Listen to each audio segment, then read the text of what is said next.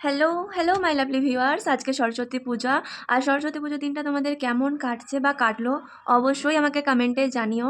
আর আমি আমার দিকটা বলি, আমি তো বাড়িতে যাইনি, মেসে আছি। মা-বাবা অনেকবার বলেছিল বাড়ি যাওয়ার জন্য। কিন্তু আমার এই বারবার যাওয়া আসাটা আর পছন্দ হচ্ছে না। তাই আমি যাইনি। তো আমি তো ভেবেইছিলাম যে আমার এই বছর আর পুষ্পাঞ্জলি দেওয়া হবে না। তো আমি একটু আপসেটই ছিলাম। তো এট লিস্ট যখন আমি স্নান করতে যাব তখন শুনলাম যে নিচেতে মেসের কাকু সরস্বতী ঠাকুর নিয়ে এসছে। তো ফাইনালি পুষ্পাঞ্জলি দেওয়া হবে। তো আর কোনো মন খারাপ নেই।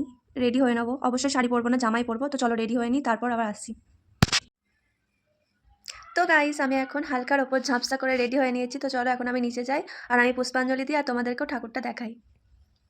নিচেতে গিয়ে দেখি ওখানে পুষ্পাঞ্জলি শেষ আর ঠাকুরমশাইয়ের অনেক তাড়া ছিল, তা আর একবার বলারও সময় হয়নি। তো ওখানে আর দাঁড়িয়ে না থেকে মেসের কিছু জনের সাথে আমি একটা কলেজে ঠাকুর দেখতে এসেছিলাম।